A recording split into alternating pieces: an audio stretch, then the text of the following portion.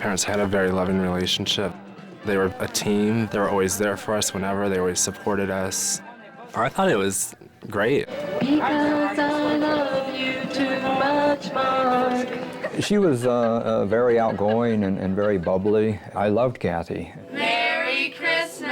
If you could describe Kathy in one word, it would be fun. She had this musical laugh. Really enjoyed life.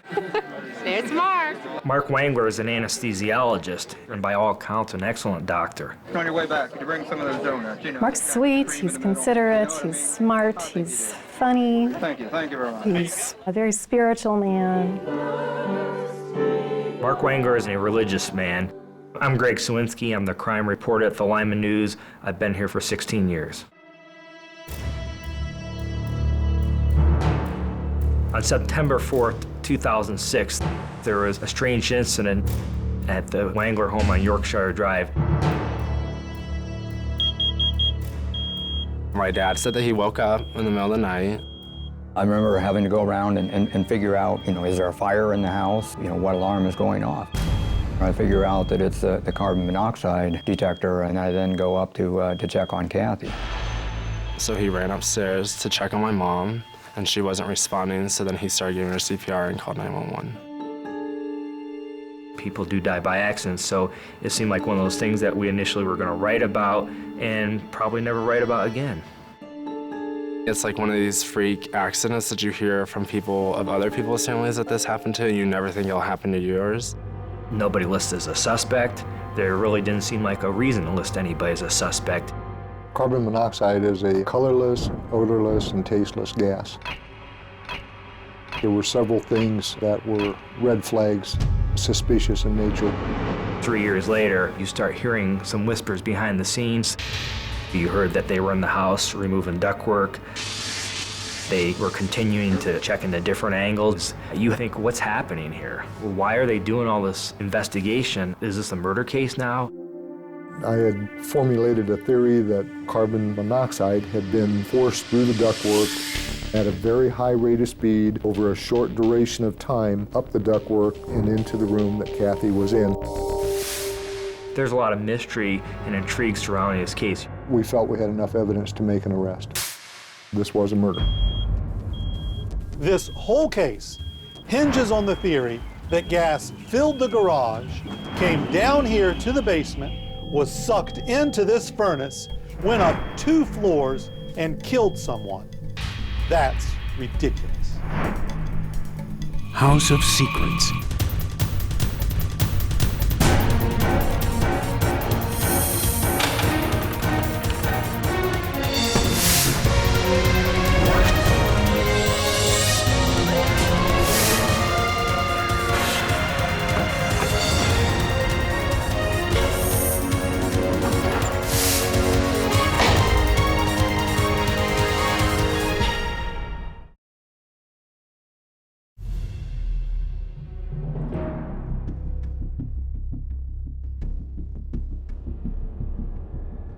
As police continue to investigate the strange death of Kathy Wangler in her home. At first it was just lonely and devastating.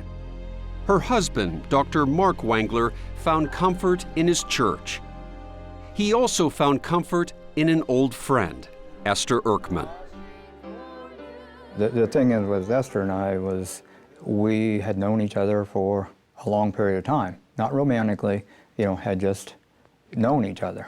In fact, Esther and her husband had been friends with Mark and Kathy for years. Yeah, I saw them many times. They would go out with us, with my husband and I, on many occasions. Esther, a psychologist with a PhD, had great respect for Mark, a top anesthesiologist in Lima, Ohio. He's a good doctor. He's a requested doctor. He practiced for 29, 30 years with never losing a patient, never being sued for malpractice. They were brought together by an odd twist of fate. Esther had lost her spouse as well when he underwent a gender change operation and began living life as a woman.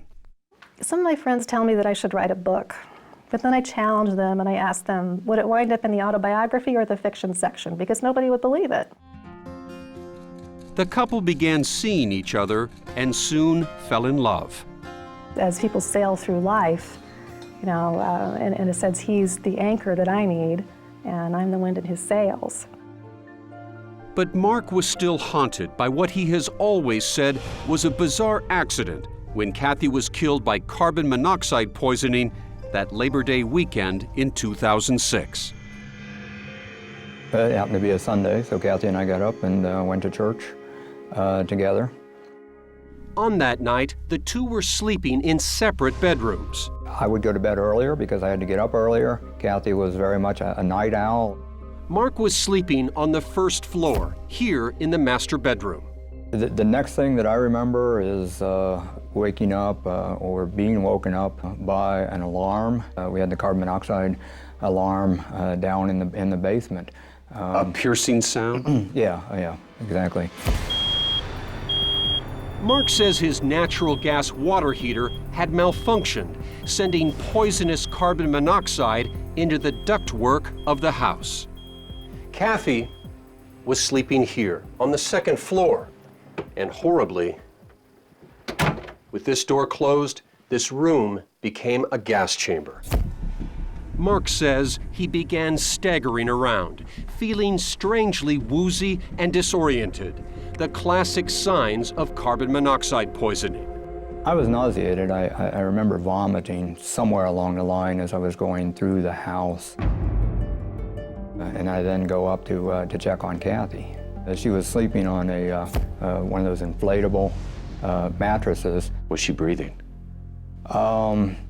I guess she was at that point. I couldn't wake her up. Mark quickly calls 911. My carbon monoxide detector has gone off, and my wife's having a seizure. I'm going to start opening all the windows and stuff. Please get here quickly. I did do CPR on her. 3, 4, 5, 1, 2. These docs coming around. Okay, just go. Yes, they're on their way. Just go ahead and continue CPR. The paramedics rushed in, but just 38 minutes later, Kathy was pronounced dead at the hospital. Their youngest son, Aaron, away at college, received a call with the tragic news. I just cried the whole time. It was very like, I can't believe this is real, you know? Like, you just can't believe that your mom's gone, or like even one of your parents, and especially I was 21 at the time, you don't expect to lose a parent so young. Aaron and his older brother Nathan rushed to Lima to be with the family. Just devastating. Just sobbed on each other's shoulders. We just bawled and bawled. The only reason he survived, Mark says, is blind luck. He says Kathy caused the toilet in the master bathroom to overflow. Mark had opened a window and turned on a fan to air the room out. Mark was questioned by police, but not charged. With Esther by his side, he slowly moved on with his life and returned to work. You know, just having somebody who's an anchor, a point of sanity in my life was such a blessing. And 14 months after Kathy's death, they were married. I take it you love this man. I do. I love him very much. They settled into a life focused on each other and their church, traveling to Zambia on aid missions.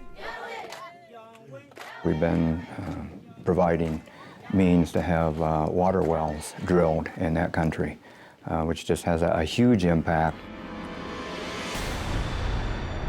But back in Lima, the newlyweds lived under a cloud of suspicion. You've talked about insinuation, and you know there's sort of a whisper campaign out there Absolutely. that suggests you and Mark were having an affair prior to Kathy's death. Is that true? No. He didn't even hold my hand, Peter, until after my divorce was final. That's the kind of man he is. While Mark believed the investigation was over, Allen County prosecutor Jürgen Waldick never closed the case, always troubled by Mark's story. On the very night that your wife is killed by carbon monoxide, you happen to be sleeping in a bedroom with the window open and a fan going. Okay, is she still conscious? I mean, is she breathing? No, I think she's not breathing. And Waldick was bothered by Dr. Wangler's behavior on the 911 call. At the insistence of the 911 operator only, he goes back and checks to see whether she has a pulse or whether or not she's breathing. Sir, I need you to check for me. No, she's not breathing. Okay, does she have a heartbeat? No, she doesn't. If things look so fishy, why wasn't Dr. Wangler charged with a crime? We continued the investigation. We had our suspicions. Is there a part of you that wonders, could he have done this? Never. It's never even crossed my mind. You've never doubted your father? Never once. Did you murder your wife, Kathy? Absolutely not. Kill her with carbon monoxide? No. Are you living with a killer? No. You know, if I was living with the evil genius, I think I might be one of the first to know. In fact, you have a PhD in psychology. Yes, I do. And as part of that, you can read people pretty well, I take it. I'd like to think so. But Kathy's family is convinced Mark has everybody fooled, that the man trained to put people to sleep had come up with a textbook murder. Kathy Wangler is dead today because of money. You're sure of that? I know it.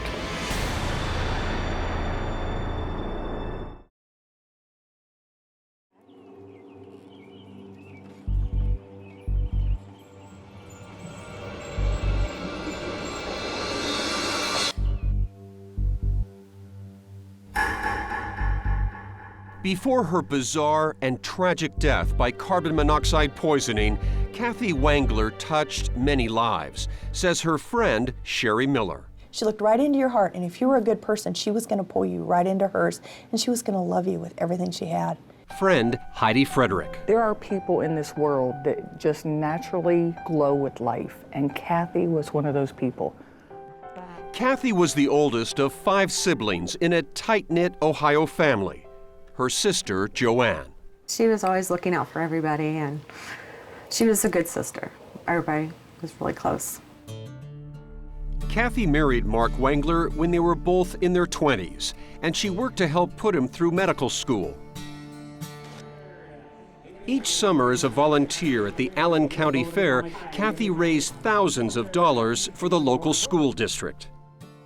In her 30s, she went back to school here at Ohio State University to get a degree in business. Rodney Null was one of her professors. She honestly wanted to learn, grow, and do more things with her life. But most of all, Kathy was a dedicated mother. A very loving person, always there for my brother and I through thick and thin, always pushed us to excel, supported us nonstop, supported my father. Her husband, Mark, says they were opposites. She was very outgoing. I tend to be much more introverted. A lot of people say I'm awkward around other people, and that's a fair assessment. I am rather awkward. The early years with the children were happy ones, enjoying holidays and traveling the world. And here's Kathy. But the couple drifted apart after their sons went to college. She would come home from Walmart and plop a bag down, and I'd say, "Oh, what'd you get at Walmart?"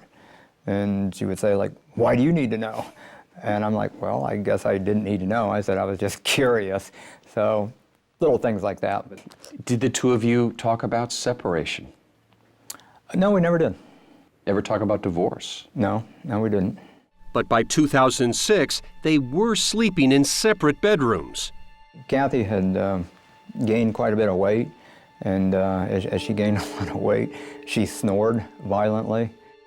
Mark was also upset by her lack of attention to housekeeping and the amount of money she was charging on credit cards, tens of thousands of dollars worth of jewelry. I came to find that there was about another $60,000 worth of credit card debt that I had not been aware of. He also discovered she had opened a secret bank account with $16,000 from their joint account. The fact that Kathy had set up a separate bank account, isn't that an indication, isn't that evidence that she was heading into a new and separate life away from you with her own finances? Yeah, it was. And we were in counseling at the time. Would you say that the two of you were falling out of love? No, I wouldn't say falling out of love. At least, I didn't consider that. I loved Kathy. But Kathy's family became concerned after Joanne witnessed a disturbing incident between them. They were literally having a wrestling match over a checkbook. When I turned around, they kind of stopped, and he said to Kathy, "This is no way to run a marriage." Did it upset you when you saw it? Yes, I was physically shaking. I don't know what made me say it, but I looked at Kathy and I said, "Is it safe to leave you here?" And she said, "Yes, I'll be fine." Soon after, the marriage hit rock bottom. She kind of got emotional and broke down and told me, things were bad. She said if I could imagine everything awful that could have been done to her other than being beaten or raped, Mark had done it to her. And she said when the time was right, she would sit down and explain everything to me, but we never got that time. But Mark tried to blame Kathy, making a stunning comment to her mother, Sarah, a year before Kathy's death. He said, first place, he says, "I want to tell you one thing. Your daughter is a monster." I said, "Oh, really?" I said, "In what way is she a monster?" "Well, she doesn't do what I tell her to do." I said, "That's a monster?" Kathy's mother suggested a divorce. Oh, he said, "I can't get a divorce." Then he quoted a couple doctors that had gotten divorces and how much it cost them. But Kathy told her sister Joanne she was reluctant to get a divorce too. And I said, "Why can't you?" And she said, "He will cut off the boys." And I said, "Well, what's wrong with that? They're in their 20s, they're out of the house." And she goes, "I can't leave. He'll cut the money off to the boys." With tensions escalating in the summer of 2006, Kathy told various friends about her fears. She had told me that her husband was out to destroy her financially, emotionally, psychologically, in the community, at her church, that he was in the process of working to destroy her. Rodney Knoll remembers his last conversation with Kathy. I say to her, "Well, take care of yourself." The usual getting ready to say bye kind of comment. And she says, "Oh, I will. You have to when somebody's trying to destroy you." And she says, "And I mean that literally." And 3 days later, she's dead. I got to tell you, that leaves a feeling in the pit of your stomach, your gut, that something sinister, something evil's happened. It was almost like a Sherlock Holmes kind of a mystery, because we don't have that smoking gun.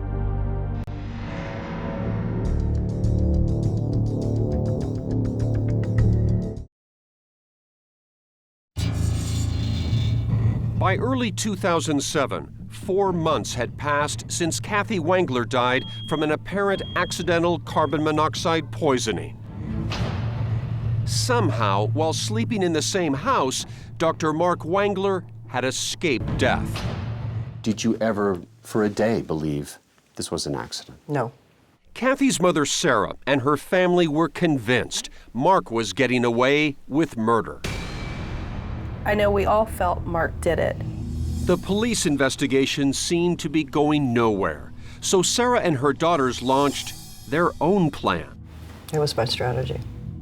They stayed close to Mark, pretending they believed his story. That's what we wanted him to think. Keep your friends close, keep your enemies closer. That was the philosophy. All the while writing down his actions after Kathy died, hoping to build a case against him. The fake crying, get rid of all her stuff right away. He kept giving different stories about how she died. He didn't want to be buried beside her, and he didn't care where we buried her. In the limo on the way to the gravesite in Salina, Mark was kind of short with my mom.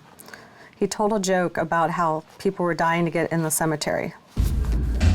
Convinced Mark was responsible, Sarah called the Allen County Sheriff's Department with an ultimatum. I said, "You people have never returned our phone calls. We have now decided that we're going to the media." Soon after, the Sheriff's Department assigned veteran investigator Clyde Bridegan to the case. The family had some doubts, but the family wanted answers. And Bridegan had questions. What did kill her? They were looking for the answer. Was it the hot water tanks? Was it something inside that home? And I conducted like 80 or 85 interviews with different people. Bridegan quickly learned from Kathy's family that the Wengler marriage had become a disaster. Mark and Kathy treated each other equally evil, and that they would do things to each other just to get under each other's skin. And Mark's story of a faulty water heater that emitted carbon monoxide wasn't quite adding up. Bridegan interviewed gas company workers who had been at the Wangler house after Kathy's death. And they examined and tested the water heater, the furnace, the vent-free fireplace. They could not find anything malfunctioning on the morning of the 4th. And Mark's behavior, his lack of anger, struck Bridegan as odd. From my point of view, if my wife had died in our home and there was any suspicion from an appliance, I would be yelling and screaming, okay, who installed this and what did you do wrong? None of that ever took place.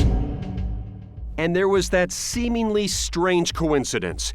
An anesthesiologist whose wife dies from being gassed. As an anesthesiologist, you know about carbon monoxide. Not really. Carbon monoxide isn't something that comes into play as an anesthesiologist. But Bridegan learned from one of Mark's medical partners that simply wasn't true. He had told me Dr. Wangler was a master with gases and that he had been trained in the old style anesthesiologist techniques and knew all about gases, knew all about carbon monoxide. But where exactly would the carbon monoxide have come from? Right in Dr. Wangler's own garage, Bridegan figured, which held 2 cars and a generator with a camper in the driveway. I had formulated a theory, a mobile source of carbon monoxide. One of the cars, the generator, whatever, had introduced carbon monoxide into the home. Police performed tests on the camper. And either by use, and I can't prove or disprove this, by use of a hose, introduced the carbon monoxide into the furnace with the furnace motor running. The poisonous gas traveled through the ductwork of the house into Kathy's bedroom 2 floors above, killing her. Crazy, wrong, speculation. Mark's defense attorney, Chris McDowell, says the hose theory is nonsense. The hoses that were in this house were the hoses that are in anyone's home. A garden hose, tests were performed on the garden hose, and there's no residue of any of this on this hose. The hose theory is totally debunked.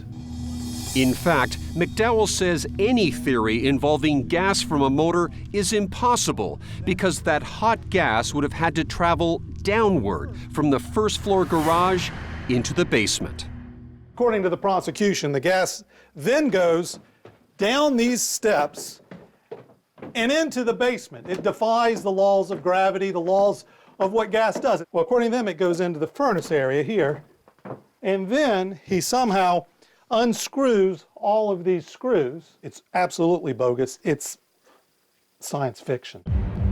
But Bridegan acted on his theory. The detective got a search warrant and removed sections of the ductwork from the Wangler home. He had it tested at a lab for the presence of microscopic exhaust residue.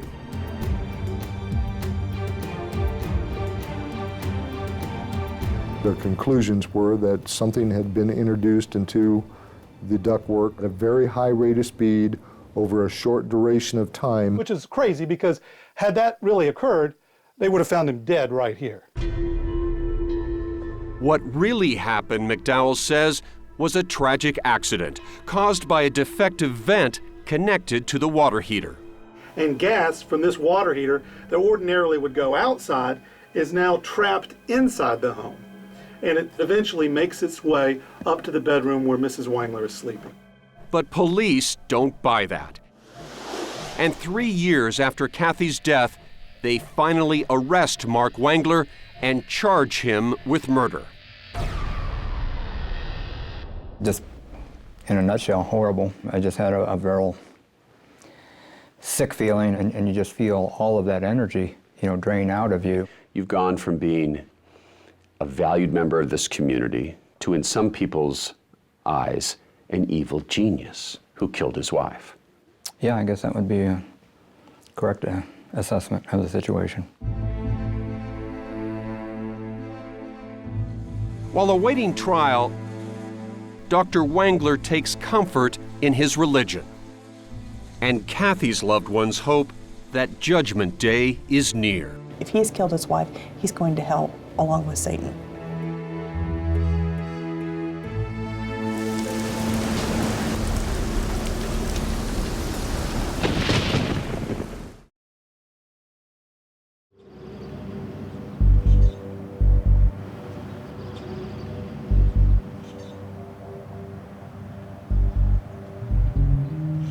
From the bottom of our hearts, we want to say thanks. We prayed for a good jury, and my lawyers tell me that they couldn't be more pleased. 4.5 years after Kathy Wengler's poisoned, lifeless body was discovered in her home, her husband goes on trial for her murder. Did you hook up a hose No, I to did your not. motorhome Absolutely not. and gas your wife that night? Absolutely not. He needs to be found guilty for everybody's sake. Kathy's family arrives at the courthouse ready to absorb every detail. Go ahead, ladies. Okay. The defendant was deeply obsessed with religion. In her opening statement, Assistant Prosecutor Jenna Emmerich cuts to the heart of Mark Wengler's motive.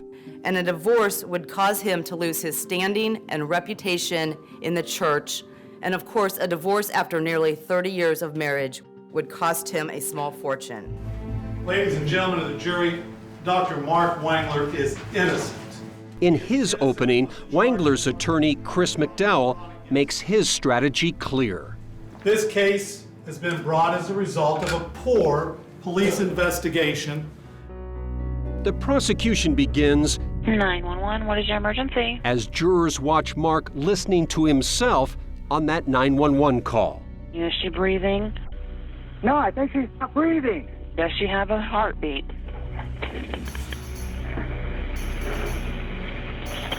No, she doesn't.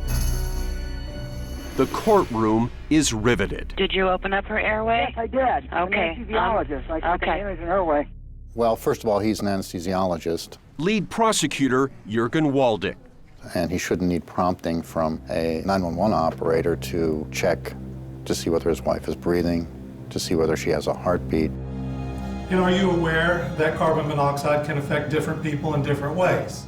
But McDowell says any odd behavior is because Wengler himself was overcome by carbon monoxide. Because your brain is starved of oxygen. You become very confused, you become disoriented. He appeared to have no trouble walking, no trouble talking to you, no trouble relaying information to you. But the prosecution argues that Mark's efforts to give Kathy CPR were all an act anyway. Come on, Kathy, come on.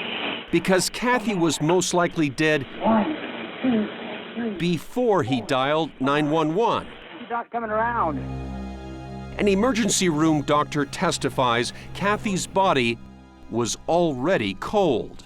What I can say is that it seemed to me, from my experience of 22 years, that she'd been dead for much longer.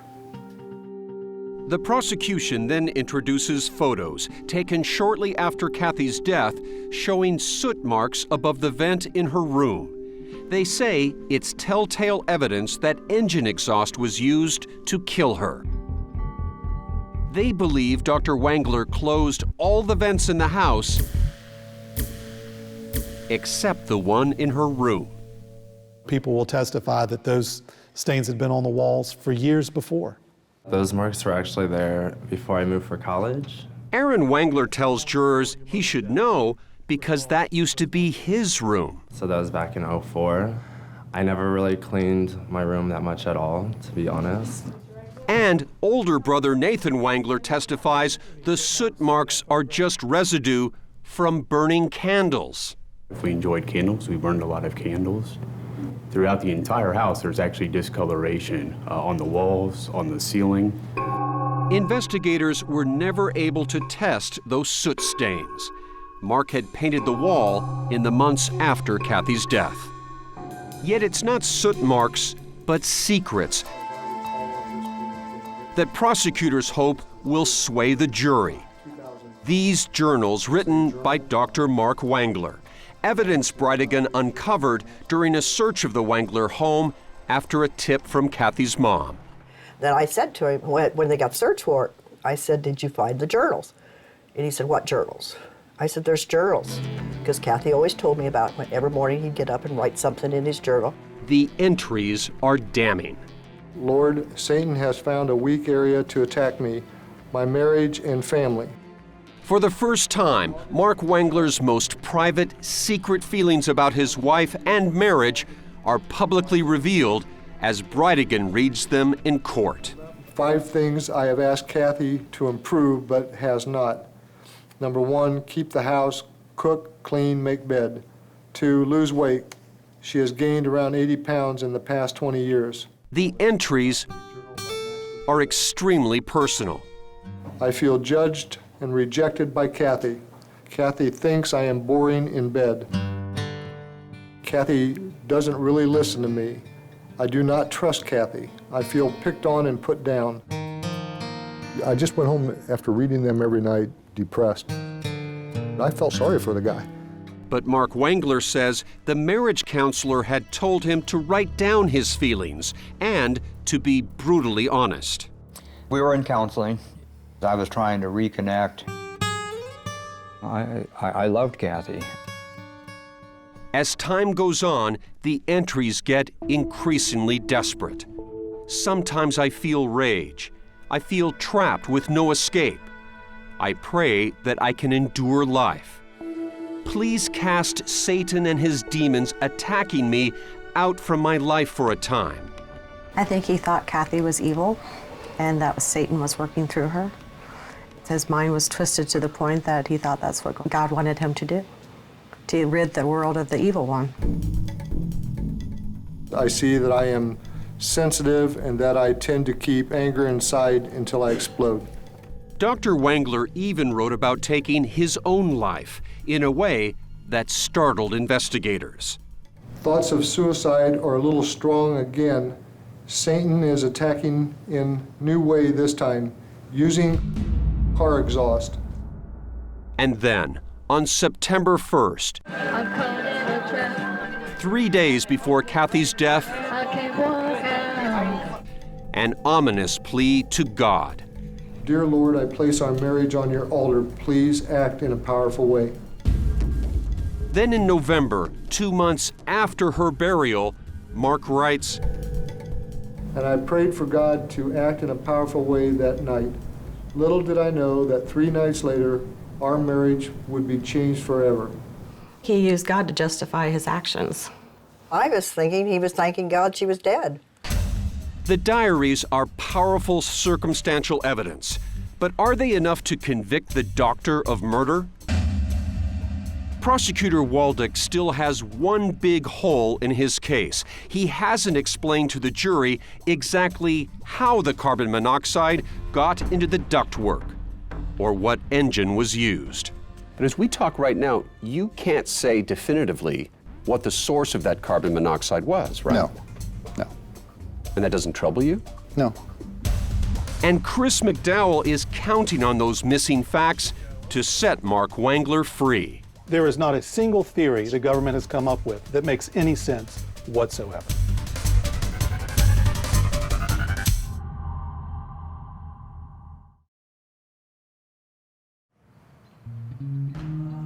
For the eyes of the Lord are on the righteous, and his ears, the Lord's ears, are open to their prayer.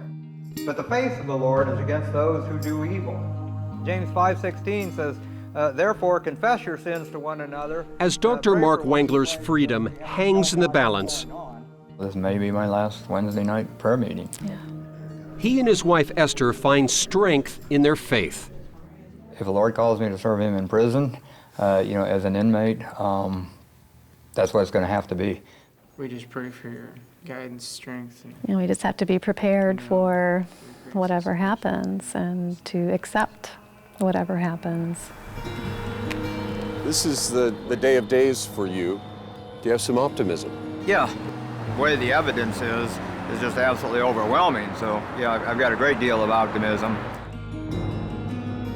The problem with lying is that it's the little details that catch up to you. final arguments begin, with prosecutor Jenna Emmerich zeroing in on Mark's suspicious behavior the morning Kathy died. The defendant started to head into his own house because he wanted to take a shower. Now, if you really thought that a faulty hot water heater had just killed someone in that potentially unsafe home, the last thing you're going to do is go in there and take a shower. 911, what is your emergency? Emmerich dissects Mark's 911 call, saying it too points to his guilt. Is she breathing? No, I think she's not breathing. Consider the defendant's tone of voice and demeanor. Does it sound a little staged, a little phony to you? Red flag. But defense attorney McDowell has a different take on that 911 call. When you listen to the tape, you can hear the panic in his voice. Okay, does she have a heartbeat? No, she doesn't. And he insists the prosecution never offered a clear explanation of how Dr. Wangler might have murdered his wife with carbon monoxide.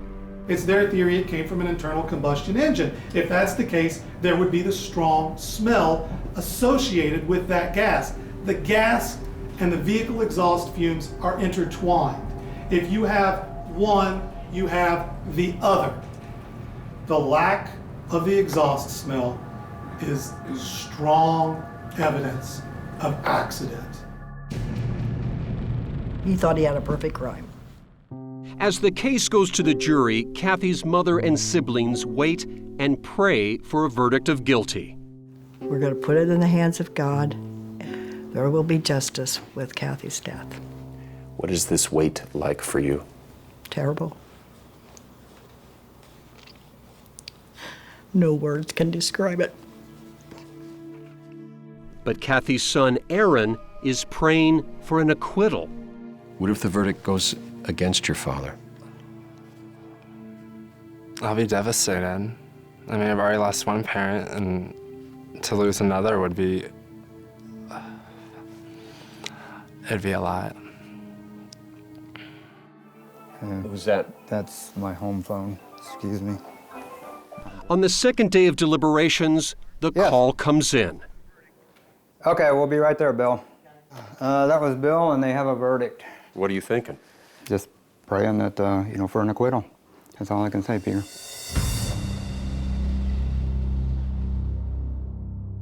Would you give the verdict forms to the bailiff, please? Kathy's mother and siblings gather on one side of the courtroom, her two sons on the other. We, the jury, being duly impaneled and sworn, find the defendant, Mark A. Wangler, guilty of aggravated murder. Yes. Guilty of murder.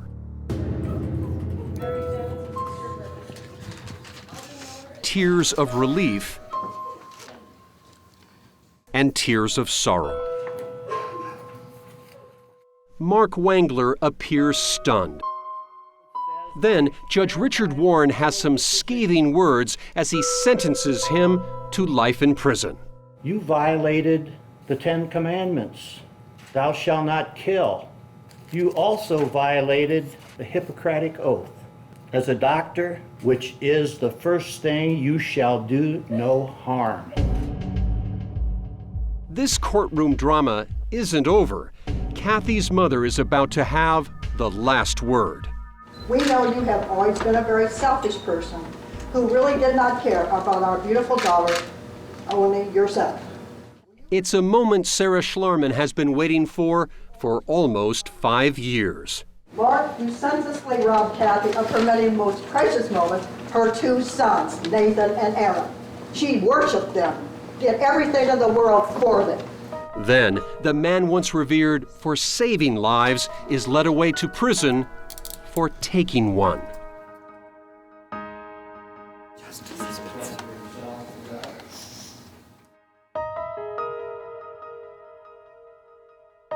Esther Wangler vows to keep fighting to free her husband. He is innocent of these charges. He'll be out on appeal. We will stop at nothing to get him out on appeal. This is a cruel, cruel, biased investigation. But it's clear this fight has taken its toll as she retreats to her home, comforted by her son. It's just going to be shock for a long time, just figuring out what to do day by day.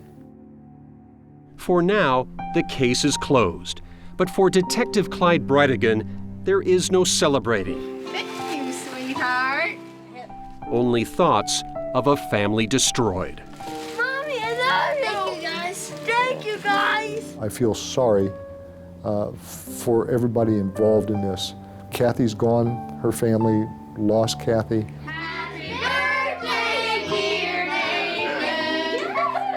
The two boys, Aaron and Nathan, lost their mother. Nobody won in this case. Nobody won. It's sad. She loved life. Was always happy, loved family. I miss that laugh.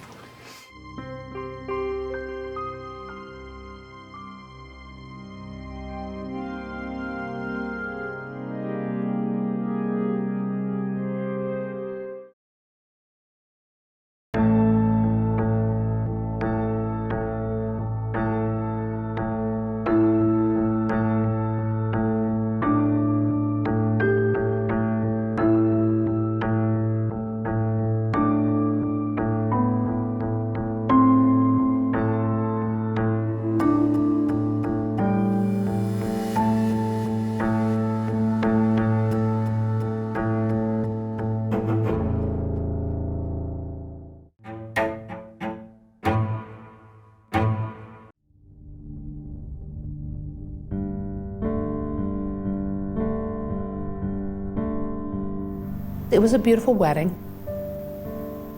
We had a wonderful relationship. I was very in love, very in love. Very, very in love.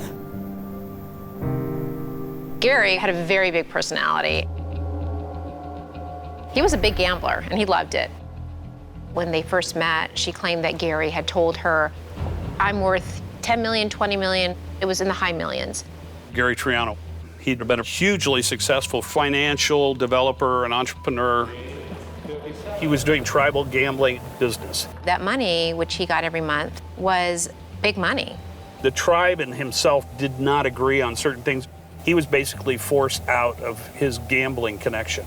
He was on a downward spiral financially, and there were people who were upset with him. Your husband, he owed a casino in Las Vegas several $million. $1.8 million to an ex-wife, $91,000 to an attorney, hundreds of thousands of dollars to a group of Mexican investors who people said were involved in criminal activity. Probably. November 1st, 1996 at the La Paloma Country Club. It's a luxury resort, spa, and a fantastic golf course. Gary Triano finishes playing a game of golf, walks to his car, and there's an explosion. There's some kind of an explosion in the country club parking lot. I guess it's a massive fire. What kind of bomb are we talking about? We're talking about a pipe bomb, an extremely large pipe bomb compared to what is normally out there. Was this survivable? No. Gary Triano didn't have a chance. He was a dead man. I was absolutely hysterical. And I'm thinking, oh my God, what am I gonna do? But you must have asked, who could have killed Gary? I immediately thought, who is it that he hadn't paid? Before the bombing, Gary was totally in fear. Going around with a gun. He had life threats. I had life threats. The children had life threats. We're talking about Mexican mafia people you don't cross. There was serious, serious things going on. I saw the list. It was titled a kill list, and it had names, and Gary Triano was at the top. Did Pam ever talk to you about Gary's business associations with organized crime? Never. Never? Never. She was one of your closest friends. No talk about mob-related people. Never. Threatening phone calls at the house. That's absurd. She felt unsafe. She felt her children were under threat? No, I don't believe that ever happened. I think that's just completely made up. Do you believe Pam would have done anything for money? Well, yeah.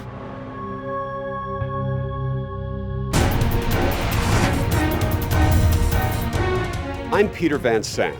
Tonight on 48 Hours, The Hit.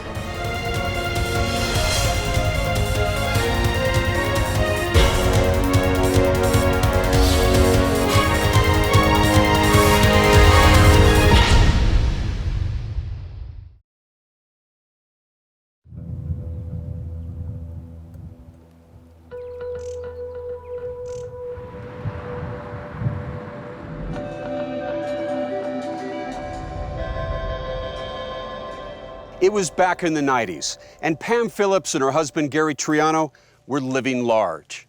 Here in the posh foothills of Tucson, they were rich.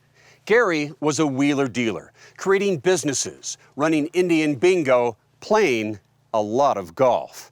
And some say Gary was rubbing shoulders with wise guys. He was flamboyant in a way that I wouldn't normally fall for. She sold commercial real estate.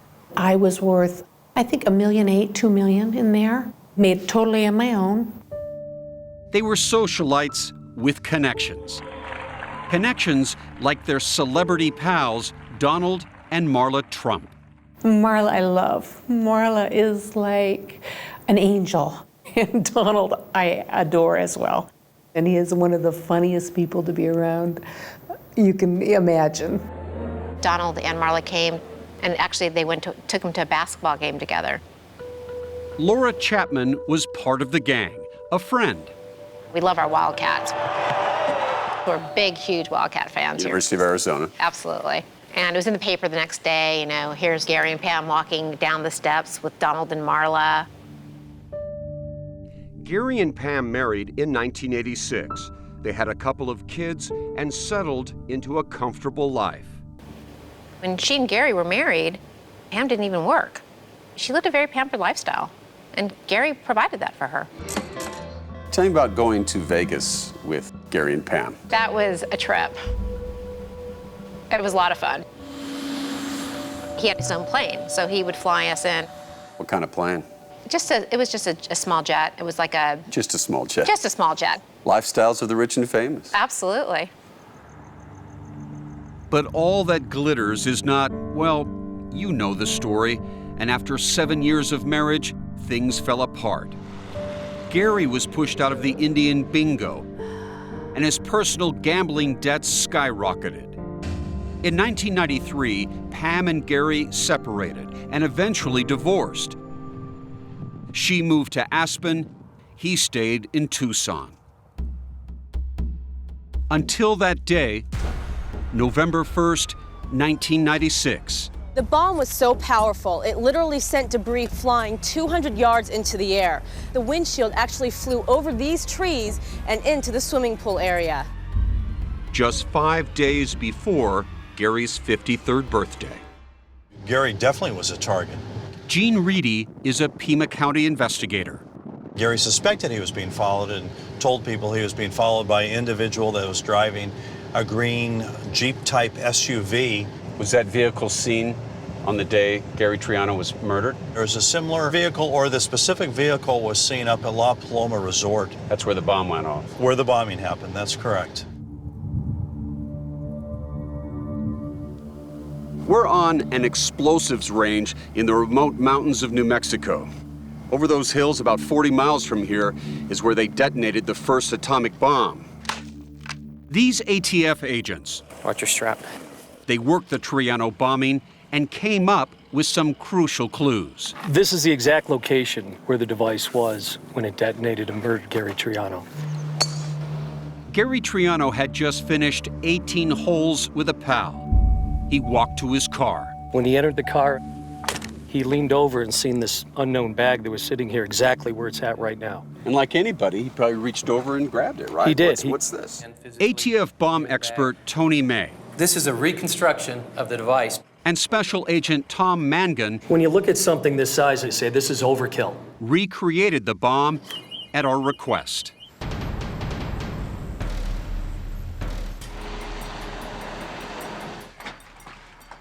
Ronald getting into his car. Here we go. 5, 4, 3, 2, 1.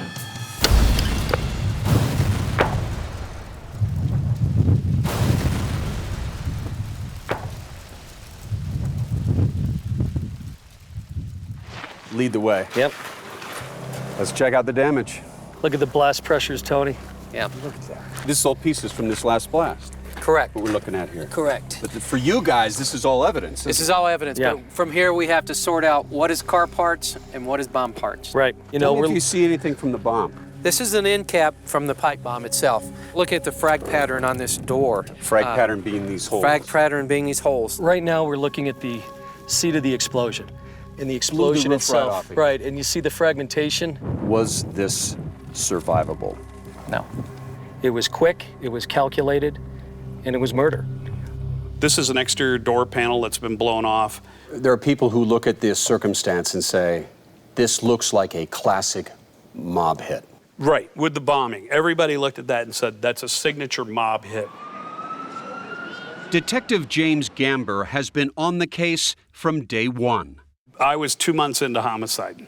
And you get one of the biggest cases in Tucson history. We continue to work it for 18 years. 18 years of your life. Yes. It took so long because it's been an unusually tangled story, filled with endless leads and with curious characters, many with their own theories. Characters like Dr. Lawrence D'Antonio. I'm a family physician here in Tucson, Arizona. I've known Gary Triano since I was a little boy. He's also convinced mobsters killed Gary Triano because he says Gary owed them money and wouldn't pay. He's a very flamboyant man, and he's also very good looking, but he's rotten to the core. He was a con man. He was a thief, and he would rob or steal from anybody, including his own family, his own wife. That's the way he was. Dr. D'Antonio says Triano associated with known criminals, like the infamous mafia boss Joe Bonanno, who retired in Tucson. Gary Triano's first business was financed by Joseph Bonanno. Was Gary Triano living in a dangerous lifestyle? Oh, absolutely. Gary carried a gun all the time. And Dr. D'Antonio says he has even seen proof that Gary Triano was on a kill list. There were a lot of names on this list, and some names would come and go, but Gary Triano was always at the top. The minute the doctor heard about the bombing, he was sure who did it. I was absolutely sure that Gary Triano had just been murdered by Neil McNeese.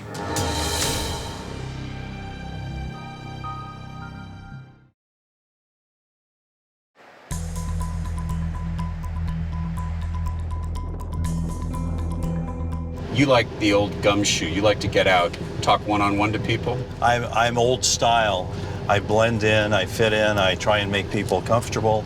Investigator Gene Reedy was trying to help Pam Phillips finger the man who he believed killed her ex.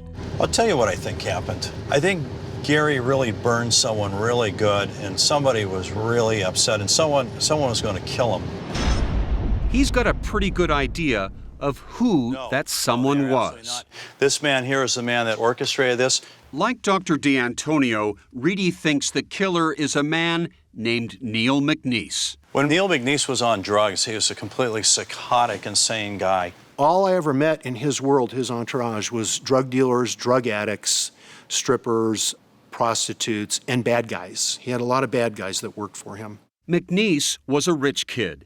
He'd inherited millions from his family's uranium mining fortune. He also owned a piece of an Indy race car team.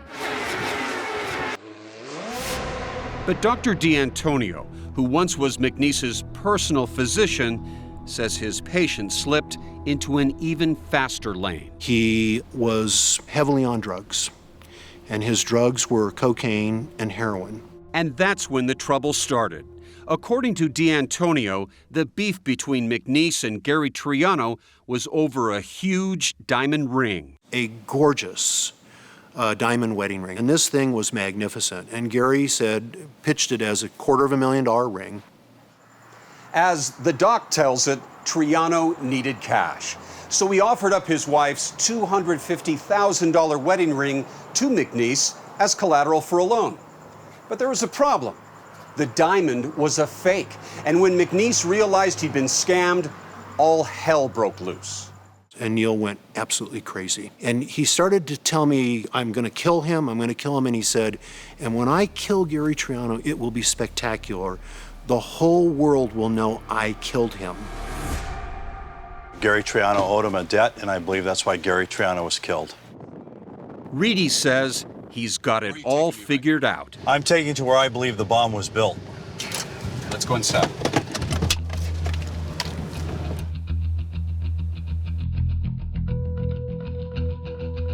This place looks like a movie set. Thousands of parts, heavy machinery. He has everything here that could be used to build the bomb. We found at least 6 pieces of the puzzle within this drawer right here. We found the shotgun shells, we found bearings, the same type of powder that was used in the bomb. We found the Radio Shack receipts. Right there. Linked all this together. That linked all this together. Reedy says the man who built the bomb, right here in this shop, was a model airplane hobbyist named Jerry Capuano. This is his bomb builder. He built the bomb. Reedy's theory of the crime is this. The bad boy millionaire McNeese put together a whole hit team to go after Gary Triano. It was a bunch of lowlifes. This is his bodyguard who orchestrated and got the hit crew together with these 2 guys. And these 2 guys have a past criminal history. They're complete thugs. McNeese and his bodyguard also had a criminal history. They were convicted of extortion for threatening another man who owed McNeese money. This is where Gary came the day of his death. This is where Gary came to play golf. Reedy says he has found a witness who saw that hit team right here in the parking lot. Directly next to Gary Triano, when the bomb went off, there was an individual in a vehicle who was sitting there reading a magazine. Now, he was looking in his mirror, and he saw an individual back by the bushes. He also saw another individual straight ahead up on this knoll directly in front of us that we're pulling around to. And you believe that person was doing what? I believe those 2 people were involved in the bombing.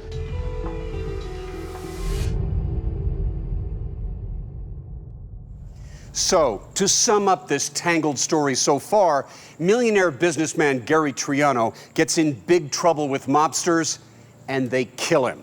Case closed, right? Well, not really. That's just the opening scene of this mystery. Turns out, lead detective James Gamber doesn't buy Reedy's mob hit theory. They were all looked at and discounted. Police didn't believe the whole diamond ring story. They didn't buy the bomb factory or the hit team, and they didn't believe any of the other mob hit theories either. The Mexican group, the financial group, discounted, just a bad business deal. We went and talked to the casinos, and they said, yeah, we lose money all the time. We don't go out and kill people for the money. But Tucson detective James Gamber had another lead. In December 1996, just weeks after Gary Triano's murder, his ex-wife, Pam Phillips, filed a life insurance claim, a big one. There was a $2 million life insurance policy. $2 million, more than enough reason for Detective Gamber to travel to Aspen, where he spoke to Pam face to face. The money would go to Pam as the trustee. She's the only person, when you followed the money, that benefited at all. There's nothing about me that would ever harm a person, ever. There was no money motive. There was no insurance motive.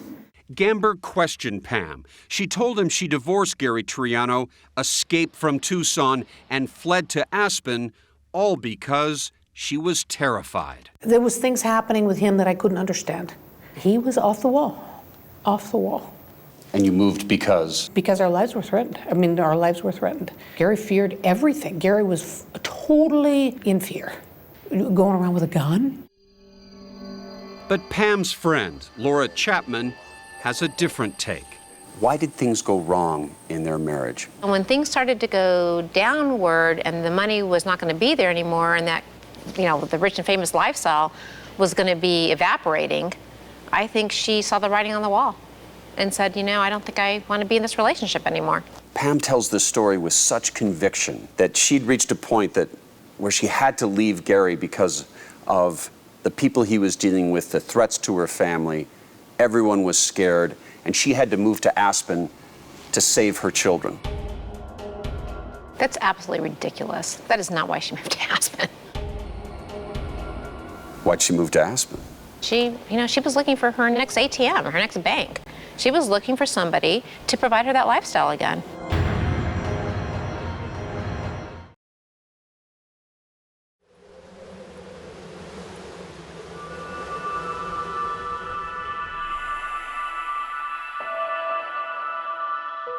After her divorce, Pam Phillips' old friend, Laura Chapman, says Pam was in the mood for love in Aspen. Once she got to Colorado, what was Pam looking for in a man? No, I think she was looking for us to make sure that he had basically a net worth probably of at least $10 million or more. That was the aphrodisiac. That was the attraction. Yeah, absolutely. It didn't really matter what they looked like, just as long as they had a lot of money. Pam, as usual, gravitated to her people, the rich and famous. She became a successful real estate agent and resumed her life as a socialite. But she had one friend who didn't seem to fit the mold. His name was Ron Young. I met him at a party next door, the duplex next door to me. Very tall. The guy is like a skyscraper. He was a business manager to people that were at this barbecue. And I could use some help with my business. And so that's kind of what ended up happening. Pam says Ron helped her with her business interests, and she paid him cash. Pam owned an online company called Star Babies, making astrology charts for infants. I hand wrote all the different planetary aspects to understand our children and be a better parent. What was your relationship with Ron? Strictly business, pretty much. I mean, doing business plans. He helped on pretty much everything, he helped a lot. But Pam's nanny in Aspen told police that her relationship with Ron Young soon moved from the office to the bedroom. Now, you're here to tell me the truth, right? I'm here to tell you the truth. Did your business relationship with Ron turn into a romantic relationship? No, not really. Because it's been alleged that you were lovers. No. Were you? No, we were not lovers. This is like embarrassing. Could we have crashed out having wine, fully clothed, on a couch or on a bed? That might have happened once or twice. We were not lovers, no. In the summer of 1996, Pam suddenly turned on her partner, accusing Ron Young of fraud, using her credit cards. When she called the cops, Ron disappeared. Several months later, in November of 1996, Gary Triano was blown up in his car. The bomb blew off the roof and killed Triano only days before his 53rd birthday. And in Aspen, a cop who dealt with Pam in the fraud case saw the bombing story on TV and called Tucson. Detective James Gamber took the call. We get a call from Detective Crowley with the Aspen Police Department. And he says, hey, I have a suspect in a fraud case up in Aspen. His name is Ron Young, this gentleman right here. Turns out that Ron Young had a criminal record. Right, yes. This was a new, intriguing lead, a link between Pam and a small-time crook. Where it becomes more interesting is when we actually interview Pamela Phillips and we ask her, we say, who's Ron Young? And she basically minimizes his relationship to her. Oh, he's somebody who did some financial work for me. She doesn't talk about the fraud, and she is basically shaken by the question. I mean, visibly shaken by the question. It's a bad movie. It's a nightmare. I would never kill Gary, the father of my children. It's just, I can't even stand it. I'm not even going to go there. It's just not real. Pam may have been shaken and detectives suspicious, but they didn't yet have a case. What's worse, Ron Young was nowhere to be found. For 9 years, the case languished. Another look at the frag pattern on this door. Then, in 2005, the case heated up. The bomb expert Tony May and agent Tom Mangan of the ATF were reviewing cold cases. They took another look at the murder of Gary Triano. Tell me what this bomb tells you about a potential suspect. Well, it tells me quite a bit, actually, from the size of the battery to the fact that a remote control system was used. This is somebody that was familiar with model boats, model airplanes. But they determined the bomb builder was an amateur. You have sloppy solder points. In this case, the solder points were globbed on. How was this 17-inch pipe bomb detonated? Okay, using a remote control firing system. You just buy this at a hobby shop? Buy it in a hobby shop. And when he sees Mr. Triano get into the vehicle and get close proximity to the bomb, he initiates the device. And boom. And boom. Looking at the holes in the roof. The experts were now sure. Because of the sloppy workmanship, the bomb was probably not the work of a mob hitman. As far as the cops were concerned, that took the gangster theory of the crime off the table for good. Whose handwriting is this? As he studied the files, Tucson detective James Gamber became more and more convinced the key to the case would be the relationship between Pam Phillips and the vanished con man, Ron Young. Then, in 2005, a break. Ron Young was arrested in Florida on fraud and gun charges. When police searched his apartment, they discovered something amazing. Ron Young was an obsessive record keeper. Gamber learned that during the 1990s, Young had received significant cash payments from a woman in Colorado. Usually between $1,800 and $2,000. The woman sent hundreds of thousands of dollars. Her name, Pam Phillips. Why did she pay Ron Young $400,000? You tell me. Because she was paying him for the murder. The murder? Of Gary Triano. Of Gary Triano. Yes. This has nothing to do with me. My children have to know this has nothing to do with me. I had nothing to do with the death of their father. Absolutely nothing. Absolutely nothing. But investigators have said you had 2 million reasons. What? $2 million in life insurance money. I didn't even know that I had that. Well, she needed money and she wanted to get Gary out of her life. So she reaches out to Ron Young, and basically, if you look at all the evidence collectively, says, if Gary dies, I get $2 million. If you kill him, I'll give you $400,000. And for you, that's the motive of this crime? Correct. Ron Young didn't just keep extensive financial records, he also recorded dozens of hours of telephone conversations. Listen to this. About enough to live on for about a year. Well, how could you, That's Ron Young talking to Pam. If I ever found out that you compromised me for your benefit, it'd be really unfortunate for you because there's just plenty of stuff that I could literally dig out of the ground and you're a fried duck. Then, investigators discovered this startling piece of audio tape. Well, I tell you, you're going to be very serious when you sit in a women's prison for murder. I only know of one murder that Pam Phillips is associated with. Finish your thought. That's Gary Triano. So what murder could they be talking about? For Detective Gamber, this case was becoming one of sex, lies, and audio tape. But it all came together when an obscure police report from 1996 turned up.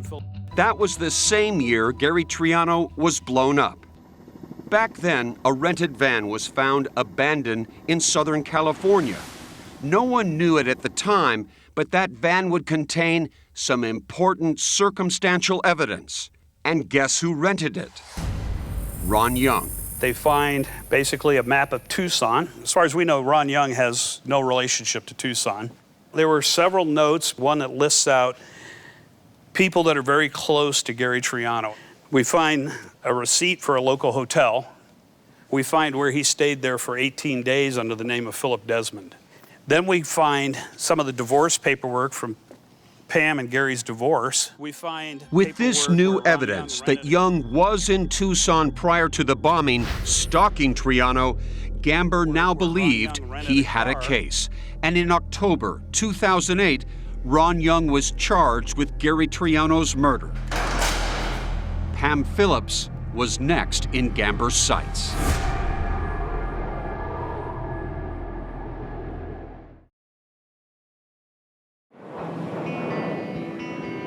By 2008, Pam Phillips had moved to Europe, Switzerland mostly, to be with her daughter who was a student there. Then there was a revelation. It all came flooding back to me. It was like, oh my gosh, she really did do it. Laura Chapman, Pam's old pal from Tucson, came forward to tell police a story she says she was too frightened to tell for 15 years. Were you scared? Yeah, I was scared. Laura says that back in 1993, shortly after the Trianos separated, Pam said Gary was acting crazy one night, threatening her and waving a gun. She called me and she called another woman to come over to their home, and she said, you know, I should just hire someone and have him taken out.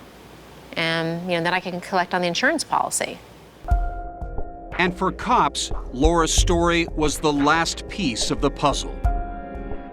In October 2008, Pam Phillips and Ron Young were indicted on the same day for conspiracy and murder. It would take a year before Pam was tracked down in Europe, now in Austria, and arrested. It would be another year before she was extradited to the U.S. in 2010. So we agree on 1.27. As all this was happening, Pam's partner, Ron Young, stood trial. There's no gunpowder in here. He denied everything and never implicated Pam. But in the end, those records and audio tapes did him in. We, the jury, find the defendant, Ronald Kelly Young, guilty of the offense of first-degree murder. And then, back in Arizona, in Division 27 of the Superior Court, it was Pam Phillips's turn. This is your arraignment, those are your charges. But then, a major delay. Pam's lawyers claimed she was mentally unfit to stand trial. Pam, is it true that you once believed that you had some sort of computer chip or brain implants put in that was controlling your thoughts and actions? Let's just put it this way. I was a mess. I was a mess. I was a mess. Finally, on February 19th, 2014, this time we're going to be hearing opening statements from the attorneys. 17 years after Gary Triano's murder, Tucson's trial of the century began. It is time to hold Pamela Phillips responsible for her crimes. It is time to find Pamela Phillips guilty. The prosecution case was straightforward. Pam was portrayed as a financially desperate woman, willing to kill her husband for that $2 million life insurance policy. The only person who stood to gain any benefit from Gary Triano's death was Pamela Phillips.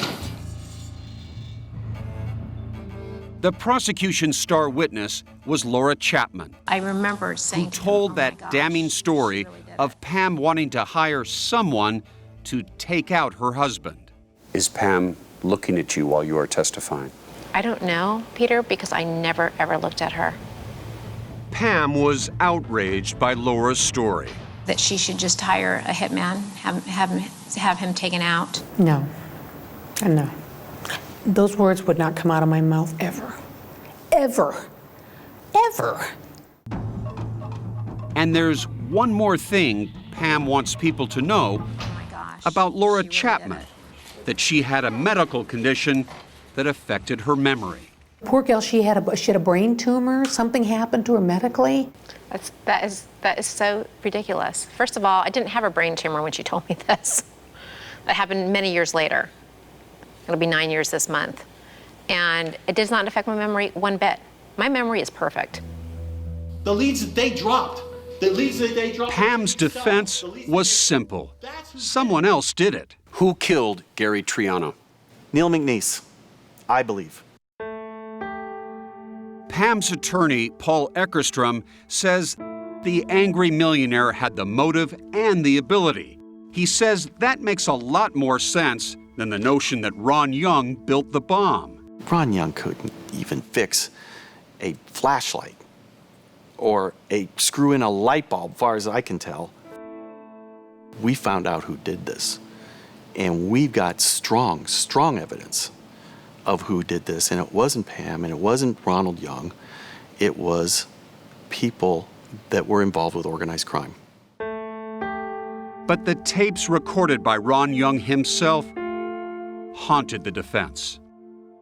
Well, I tell you, you're going to be very serious when you sit in a women's prison for murder. The problems with these tapes, they're spliced and diced, we believe. They were never authenticated by any expert. The defense argues that if you listen to the entire audio tape, it's obvious that Ron Young is talking about his own medical problems, and that if Pam didn't give him money for treatment, she'd be murdering him. I'm the one who's dying. I have a need. You have my principal. I want a little bit of it so I can proceed. Eckerstrom says the true story behind most of the tapes was extortion. Ron Young was just trying to get money out of Pam. What he had on Pam was the fact that she had a reputation in Aspen to protect. It was a small town. She was a real estate agent. She needed her reputation. According to the defense, Pam was afraid that Ron would spread the news that she was being investigated in the death of her ex-husband. If Pam paid him, Ron would keep his mouth shut. You're talking about a guy who's an extortionist. This is what he does. He's squeezing Pam, is what you're saying. Yeah, trying he's to get money squeezing out of Pam. her. With a minor in chemistry. Finally, Pam's defense presented what they were convinced would be a knockout blow. Something discovered among the bomb fragments. We found DNA on the bomb. DNA, the CSI moment. Would it work?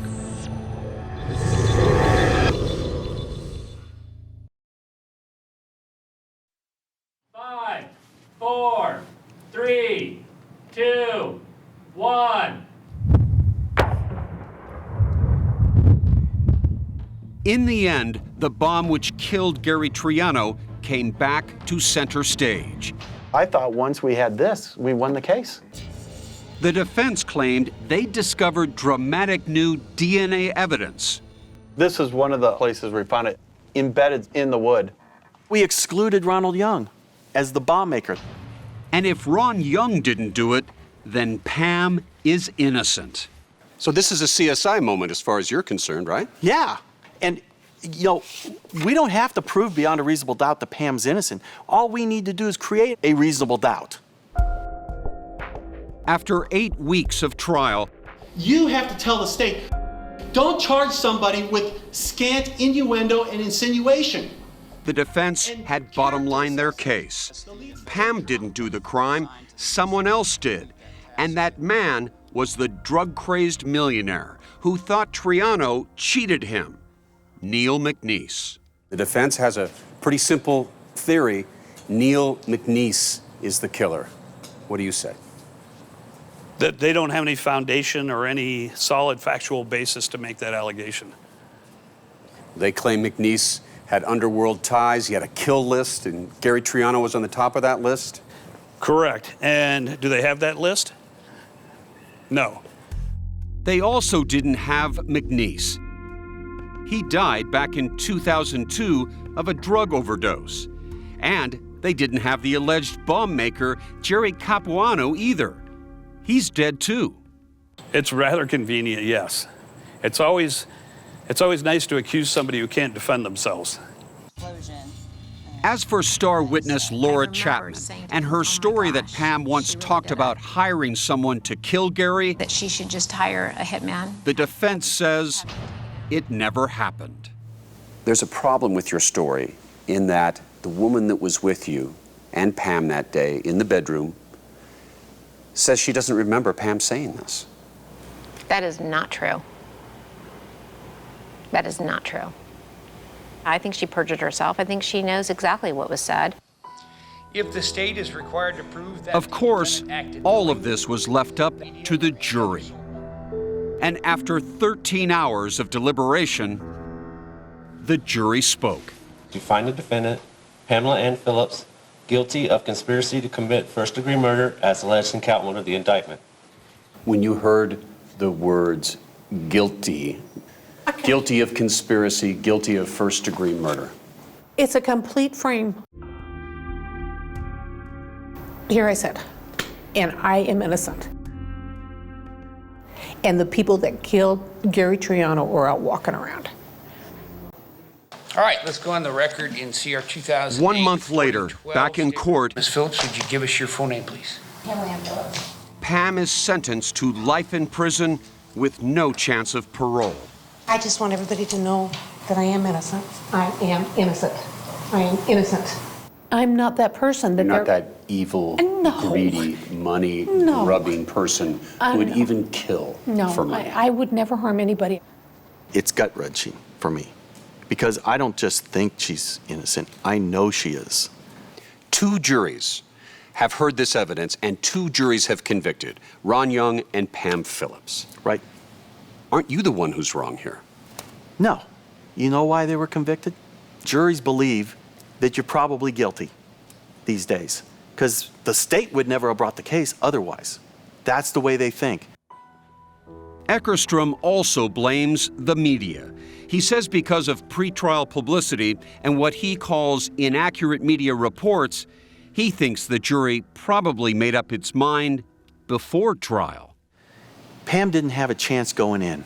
We had 1,000 suspects. As for Detective Gamber, the man who spent 18 years trying to crack this case, it all came down to the hitman with an obsessive need to keep records of everything. Do you think there would have been a conviction without those audio tapes? No. So Ron, the con man, did himself in. He convicted both of them. This is a travesty of our whole judicial system. This could happen to anybody. You feel like you've been railroaded. Totally. Totally. I'm innocent. I am very, very, very innocent. Step in, close the door. Is it weird to you, the person that you socialized with, hung out with celebrities, Donald Trump, the travel, the fun, the parties, the balls, the fancy dress, the lifestyle, is now a convicted murderer? Yeah, it's hard to believe that somebody could stoop so low.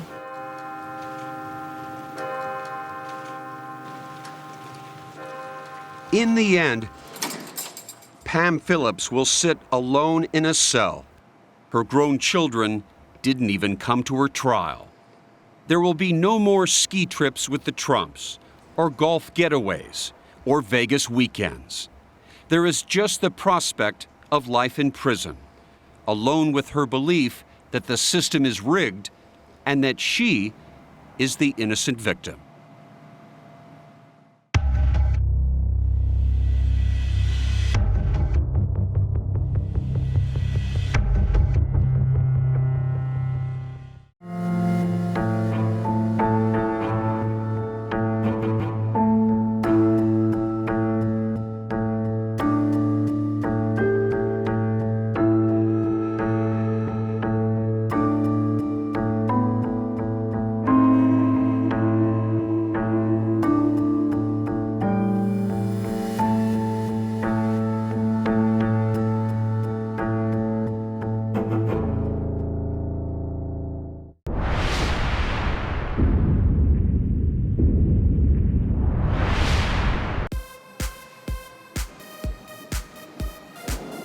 Las Vegas is the adult Disneyland of the world. People come here to play. Adults come here to play. The other side of that is there is a community here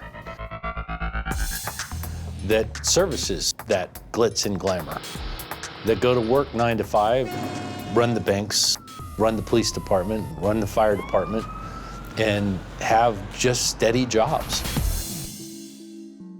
that's George. You know, an all-around great guy to hang out with and help you get the job done. He's just a very, very kind, generous, and giving person. And that's the George Tiafe I know. Well, Shauna was so young at heart, and she was so fun, and she always made me laugh. She looks like Barbie, you know, blonde, beautiful. Always had the long hair, you know, just looked perfect, like a little China doll.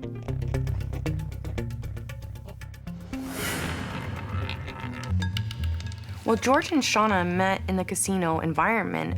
He saw this blonde person whizzing past him all the time. She was such a hard worker that he really admired that. She was his world. That was his life. And then when their daughter came around, they were just the cutest trio ever. We're at the beach. Okay, we're Maddie's first time at the beach. turning everybody around. Turning us around. Maddie was just the light of her life. It was really her #1 priority. Nice day today. She was just all in, you know, 100% there. A little baby.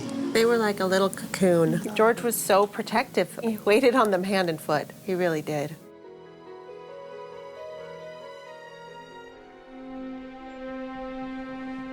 In the early morning hours on September 29, 2012, Shauna Tiafe would have gotten off work from being a cocktail waitress at a local casino. She went home. Parked her car in the garage, entered her house.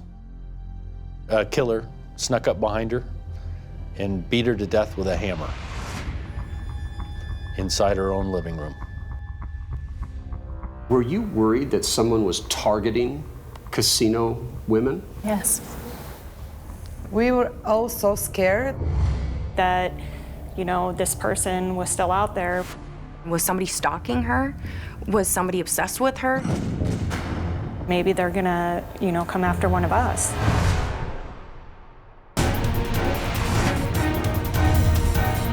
I'm Peter Van Sant. Tonight on 48 Hours, Vengeance in Vegas.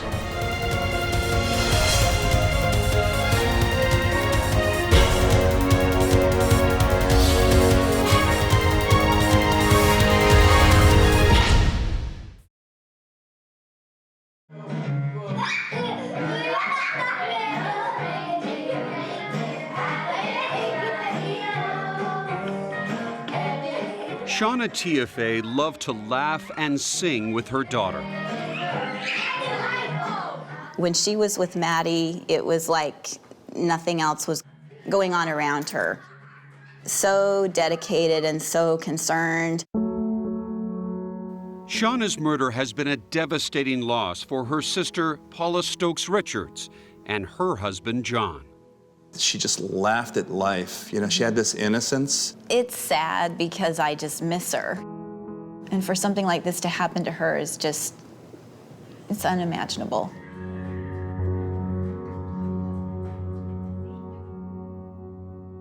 Shauna Tiafe, a Mormon born in Salt Lake City, was 28 when she moved here to Las Vegas. But to Shauna, Vegas was more than one big glitzy party. It was a city of opportunity. And it wasn't long before she got a glamorous job as a cocktail waitress at one of the hottest casinos in town.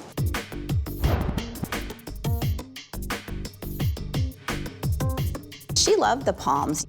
I think she really felt like the Palms was a family environment, which might sound contrary to what you would think, but I think the people that worked there were really like family, and they looked after each other. I never hardly saw like Shauna with a frown or anything. She was just so bubbly and laughing at everything. Cindy, Randy, and Sienna all worked alongside Shauna for about 10 years.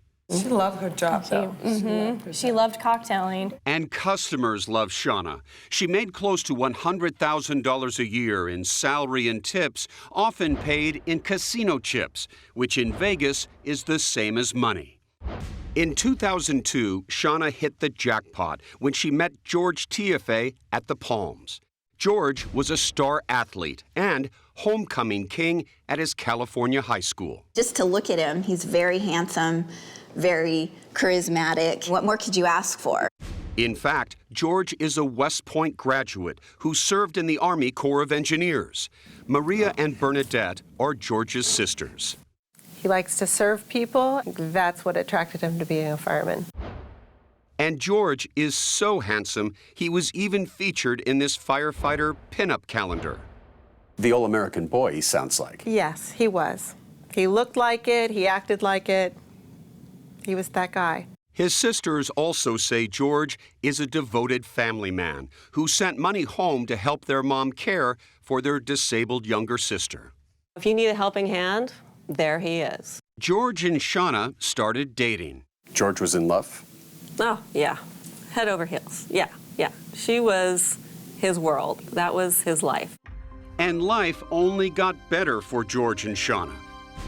Just 1 year into their relationship, Maddie was born. Hey, there's Daddy. There's Daddy and Mama and little baby. That's all of us. 3 years later, they were married in Hawaii. Mama and Dada just got married. There's Shauna Castleton. Now she's Tia Fey. Look at that dress on Mama. Woo! What a smoking body. They really suited each other. It was really nice. They're both hardworking people. They're both good-looking people. They made a lovely couple. But looks, as they say, can be deceiving. After 2 happy years of marriage, things started to change. When George lost money in the housing market crash, Shauna told friends he had become jealous, controlling, and critical of her. He would tell her that she dressed like a slut when she would get dressed for work in front of Maddie, which of course would tear Shauna apart, for her little girl to hear these things. Shauna also complained when George brought a homeless man into their lives who he paid to do odd jobs around the house. Her friend, Stephanie Vargas. She would call him creepy. God, he's so creepy. Why is he around my house? But George's friend from West Point, Rock Ryder, says he was as kind-hearted as he was handsome, and befriending the homeless was something he had done for years. Every Thanksgiving, he'd be serving soup to the homeless people. He's just a very, very kind, generous, and giving person. But even though he had a gracious heart, the strains continued in the marriage, and after nearly 10 years of being together, she had enough and moved into this townhouse. They shared custody of Maddie, but Shauna was reluctant to file for a divorce. She was sad. Her family was breaking up, and this isn't something that she wanted. She wanted the picket fence and the husband and the daughter. She wanted the fairy tale, and the fairy tale was falling apart. Determined to save their marriage, Shauna and George both agreed to start seeing a marriage counselor. I think Shauna was an eternal optimist. She just kept hoping that things were going to get better. Then, weeks before her murder, Shauna's townhouse was burglarized. Her wedding ring was missing. Strangely, a pair of her bathing suit bottoms were taken. And strangest of all, the robber left something behind. A pair of boxer shorts, size small. This burglary, did it shake her up? It did. But I just don't think that in her mind she ever thought that any harm would come to her. But in an ominous twist of fate, just 3 weeks later, someone was back in her house, this time waiting for her. It is now the early morning hours of September 29th, 2012. This is Shauna, seen on casino surveillance video, clocking out at 3:01 a.m. These are the last images of her life. After a 30-minute drive, Shauna arrives home, letting herself in through the garage. She enters into the hallway. It's dark, there's no light. Dan Long and Terry Miller are investigators with the Las Vegas Metropolitan Police Department. She moves towards the stairway to go upstairs to her bedroom. When suddenly, Shauna was attacked by someone wielding a hammer. Her hands were up at some point to protect her head and her face. Her fingers were broken, and she was savagely beaten with this metal head of that hammer until she was dead. At approximately 9 a.m., George and Maddie arrived to pick something up when they walked in and he discovered Shauna's badly bludgeoned body. George immediately called 911. 911 emergency. I think I need to report a break-in and a murder. My wife is on the floor, bloody, stiff, not moving. Naturally, George is going to be our #1 suspect. A woman that he's separated from, he finds dead inside of an apartment. Detective Miller interviewed George in a police car at the scene. She was lying on the floor. Okay. And she was covered in blood. I just want to die. And she was surprised with what he told her. What shift did you work yesterday? A 24-hour shift. He said he was on call at the firehouse before he picked Maddie up. Maddie had spent the night at her grandmother's house while Shauna went to work. He had an alibi. And what did that tell you? He's not our killer.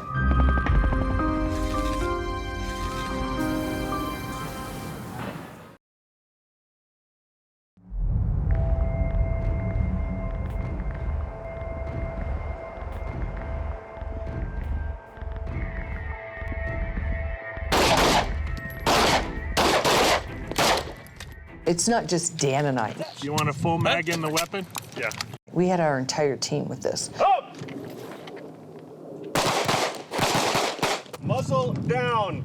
Lead detectives Terry Miller and Dan Long of the Las Vegas Metro Police had their work cut out for them. Up! The obvious initial suspect in a case like this is the husband, but George TFA had that airtight alibi. They learned right away that he was at work at the fire station and was not the man that killed Shauna. Shauna's murder was brutal and chilling. I remember thinking, do we have a sexual predator?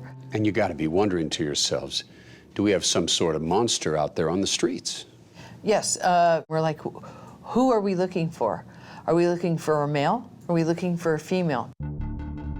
But 48 hours into the investigation, detectives get a crucial tip from an unlikely source, William Penix, known as Big Will. I've been trying to live a straight life under the hands of the Lord. Big Will had lived in Las Vegas for years, working as a maintenance man at an apartment complex. He got an urgent call from a friend. He said, Big Will, I need to talk to you. The friend came to see him and dropped a bombshell. He'd just murdered a woman. When he told you that he had killed this woman, what was the expression on his face? He was happy. Happy like he just completed a mission to where he's going to get paid a lot of money, he's going to leave town and live a happy life like that. Did he tell you how he killed this woman? Yeah. He told me that he was laughing when he said it. He said, I hit this woman with a hammer over and over and over and over until the hammer broke. The man who called Big Will was nicknamed Greyhound because he was lean and fast and lived in a tent in the foothills far from the glittering lights of downtown. Greyhound was an ex-con and Big Will was helping him straighten his life out. But after the two men spoke, Big Will's mission became bringing Greyhound to justice. This is a damn tragedy. I said, so if I hear this on the news tomorrow morning, the best thing I can do is follow his tracks, try to hunt him down, so that I can try to bring some kind of closure to this woman's family. A gorgeous cocktail waitress, a mother, brutally murdered in her own home. That was it, a woman murdered, and Big Will knew exactly what he had to do. He called police. At first, detectives Long and Miller were skeptical. Initially, I was thinking to myself, you've got to be kidding me. He is giving the story about this man who lives up in the mountains in a tent, who is homeless, and it's kind of a crazy story. crazy, but cops felt they had to check it out. Big Will told them Greyhound often walks miles from his desert tent to this Albertsons grocery store, where he'd been spotted before stealing food. So right away, they went with Big Will to look for him. I got out of the vehicle and went in to talk to the Albertsons employees in hopes that they would know who somebody named Greyhound that matches this description is. Big Will knew Greyhound sometimes sold drugs at the Chevron station right next door. Then, a stroke of luck. I see Greyhound. He says, "Hey, Big Will, what you doing over here?" So I said, "Wait 1 minute, I'll be right back." Big Will then whispers into my ear and goes, "That's Greyhound." We got lucky. To the grace of God, he was there. I'm like, this can't be happening. I walk outside. I want to get as close as I can to him before he identifies me as a police officer. Cops identified themselves and immediately find drugs in Greyhound's possession. So they take him to police headquarters. And he's volunteered to come to our office and help us with an investigation.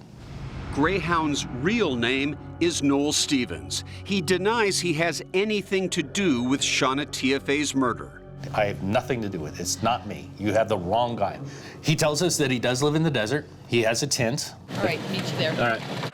While Greyhound is held on drug charges, a massive police search is launched to find his campsite. Terry and I walked in. That fence, we had to climb through that fence. That was tough. This case came down to shoe leather. We ran it all down. Right on top of that little hill was where his tent was. It was out here, in these rocky desert foothills, about 8 miles from the Vegas Strip, which is behind me, that detectives, making their way through this treacherous landscape, discovered some important evidence. We brought a helicopter with us and a bunch of people to search, and we searched every one of these hills. Remote. Remote, yes. I walked past a small shrub and rolled up underneath the shrub was a pair of pants and looked out of place. Detective Sam Smith had found a crucial piece of evidence near the campsite, a pair of Stevens' pants. They were bloody. Police tested them on the spot. And what did you learn later about the blood on those jeans? Whose blood was it? That was Shauna Tiafe's blood. Back at headquarters, police confronted Noel Stevens with what they had found. Then they used an old trick to pry more information out of him. A lot of people don't know this. Investigators are allowed, I'll use this word, to mislead a suspect. No, we're allowed to lie. They bluffed Greyhound, saying someone fingered him for the murder. Stevens stuns the detectives by admitting he killed Shauna Tiafe. But why? More clues were found when police examined Noel Stevens' cell phone. What kind of numbers do you find on that phone? Well, we find a guy by the name of George in his cell phone. And when we ask him, "Who's George?" he says, "That's my friend, the firefighter." George was George Tiafe, Shauna's husband. And Noel Stevens was that homeless handyman who had caused friction in the Tiafe marriage. We looked at each other and Bing, bing, bing, bing. You hit, this is Vegas. You just hit all sevens, right? Yes, we did. Exactly. Yes, we did.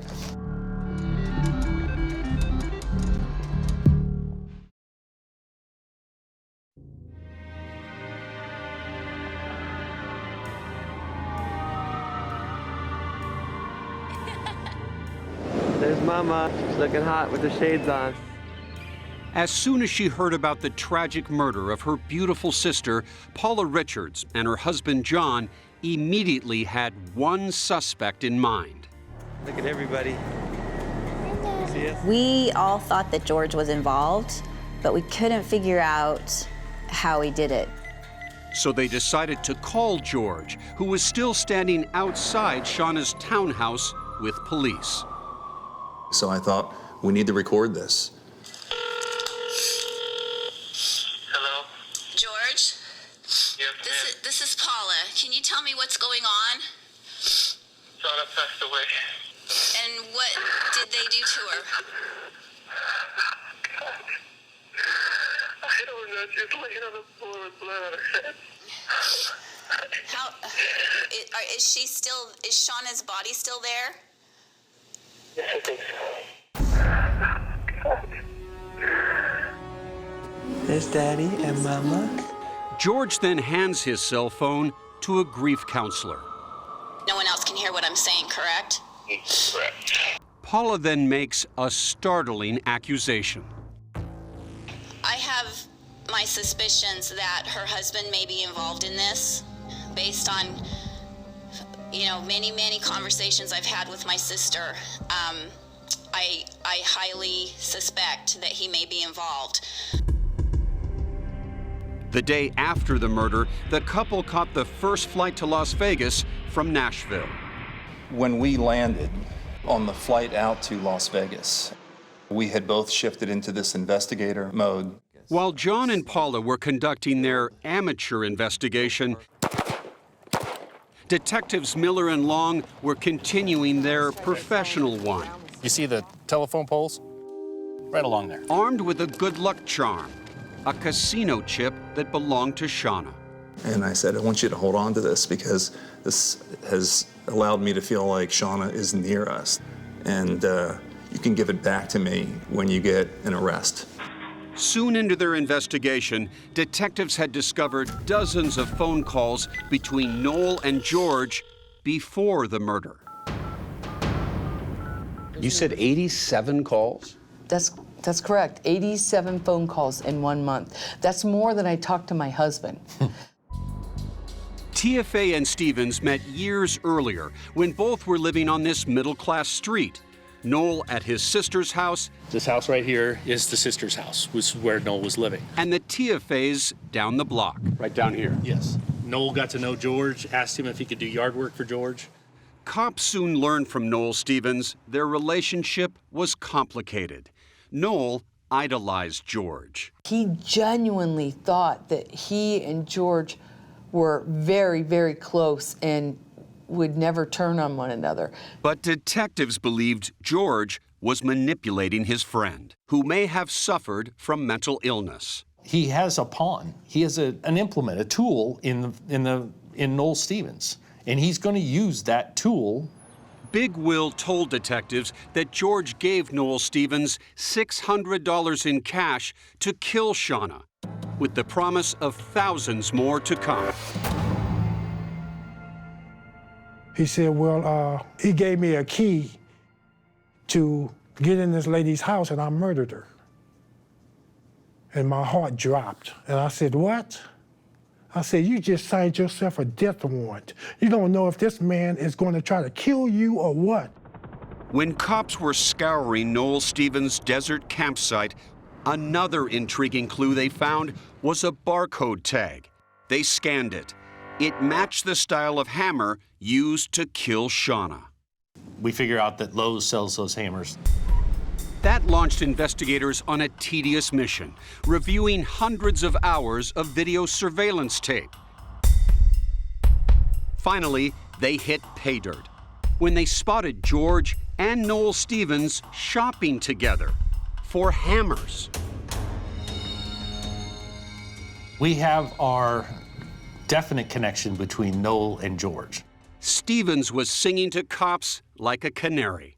So he gave you a roadmap and you're following it and you're finding exactly what he said you'd find. Absolutely. Right. Even leading them to where he had buried the murder weapon. This hammer, which broke in two during the brutal attack. And there was blood on it. They also discover a possible motive for murder: money. New floors, new carpet, new bathtub, new sink, new dishwasher. Boy, Mama's happy about that, huh? Shauna liked to spend it, and George liked to save it. There's some financial transactions that appear like he's trying to hide money through his mom. With the noose tightening on George TFA, detectives meet with his family 9 days after Shauna's murder. So at the end of the interview, I tell Mom and sister that George is involved in killing Shauna. How do they react to that? It's traumatic to them. No, no, no. They're crying. They're telling us that we are absolutely 100% wrong. Minutes after that conversation, police who had George under surveillance and were monitoring his phone calls overhear his sister calling them. Suddenly, George jumped back into his truck and took off, quote unquote, like a bat out of hell. George weaves erratically through city traffic and onto the Summerlin Parkway. He accelerates to 90 miles per hour and smashes head-on into a barrier. Cops believe it was a suicide attempt. He's trying to end his life right now because he can't face the fact of what's going to come. Amazingly, George survived the crash because cops say he was wearing a seatbelt. He was rushed to a local hospital where detectives later arrested him. And I said, George, you're under arrest for the murder of your wife, Shauna Tiafe. And his reaction was simply to look up from his hospital bed and say, okay. That's when police also charged Noel Stevens with Shauna's murder. Oh, look at this. There's Shauna Castleton. Tiafe. Now she's Tiafe. Wow. It was a feeling of relief. All we wanted was justice for Shauna. Are we ready to arraign Mr. Tiafe? We are. Detectives believe George Tiafe was just one step away from getting away with it all. Commit the murder and then do away with Noel. If he can get that done in the right way, he's going to commit the perfect crime. But George is steadfastly maintaining his innocence. State versus Noel Stevens. And prosecutors are worried about their key witness, Noel Stevens. He's at the heart of the murder conspiracy, right? He is a very important factor in the case. He's mentally ill, right? He has a violent criminal history, and he's your star witness? You know, the defense wants him to be our star witness.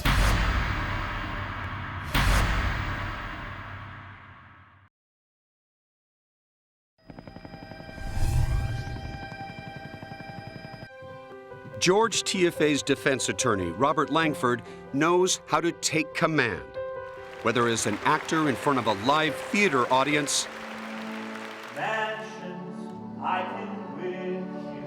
or before a jury in a Sin City courtroom. There's circumstantial evidence and there's direct evidence. And now, Langford is front and center in a case that even a playwright would find difficult to imagine. It's a good story. It's real interesting, but it's not evidence yet in the case. Who is responsible for the murder of Shauna Tiafe? Noel Stevens. Noel Stevens says he is. Noel Stevens beat her to death with a hammer. Was he hired by George Tiafe to do that? There's no evidence of that.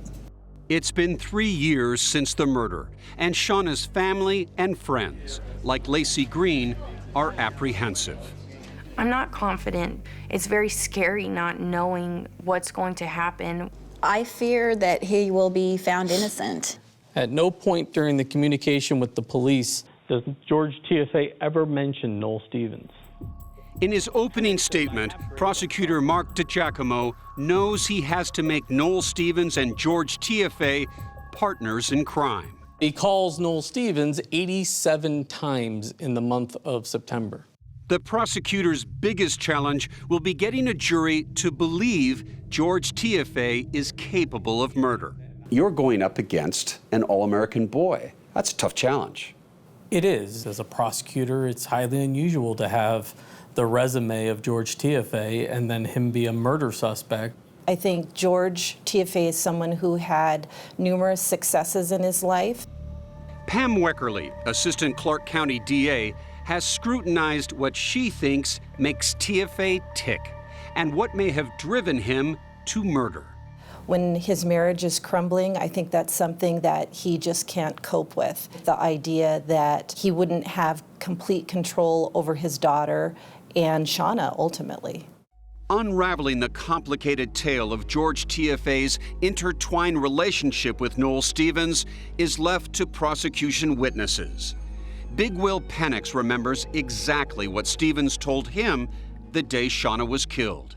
He said, "I got something to tell you." And I said, "Well, what is it?" He said, "I just murdered a woman." And right then and there, I said, "You got to be a damn fool." Did you believe everything that Noel Stevens Greyhound told you? It depends on the day. Yet Penix admits under defense questioning that trusting what Stevens has to say is a dubious prospect at best. At a scale of 1 to 10, I would put him at a scale of maybe 1.5. 10 being very honest and 0 being... 1.5 meaning not honest at all. That's correct. And prosecutors admit that honesty may be the least of Noel Stevens' problems. He's an alcoholic. He's told a ton of lies before, and he's a multiple-time felon on top of it. Despite all that, the courtroom falls silent as a very different-looking Noel Stevens, perhaps the most unlikely star prosecution witness in Clark County history, takes the stand.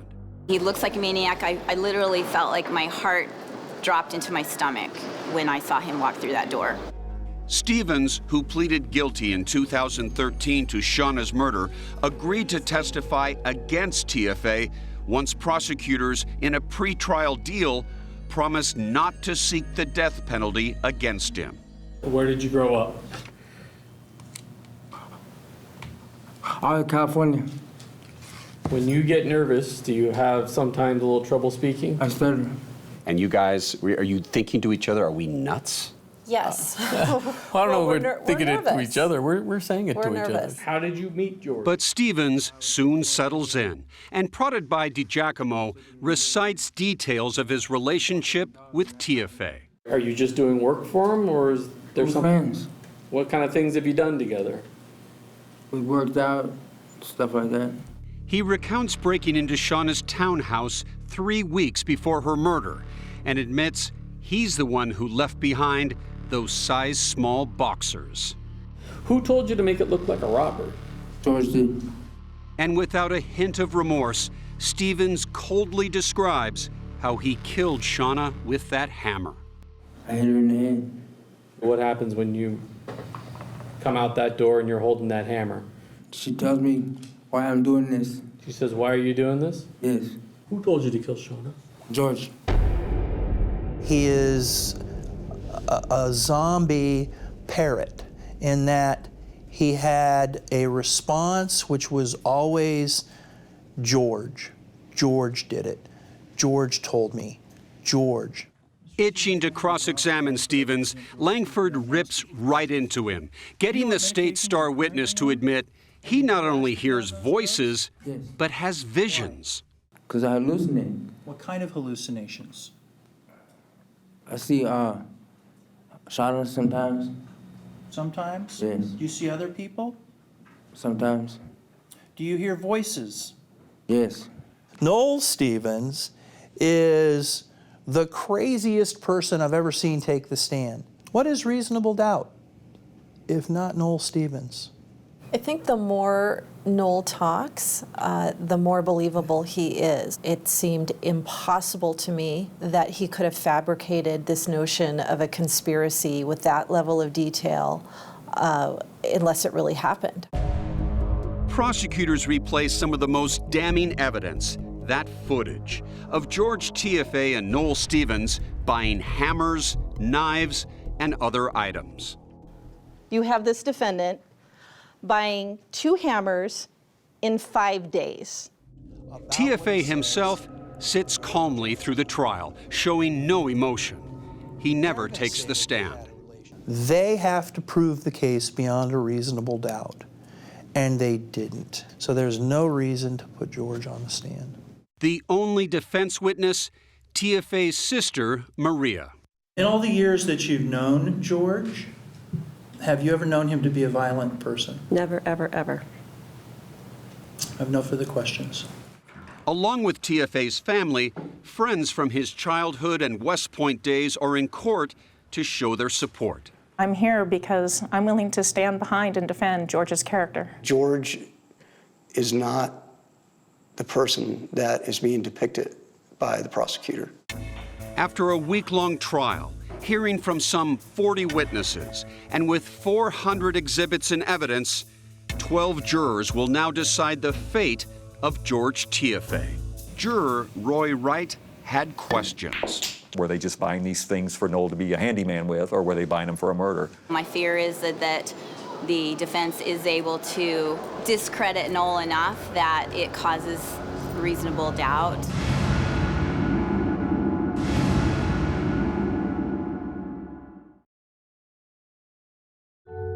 So cute. Oh, look. You can clap. Good girl. La, la, la, la. La, la, la, la.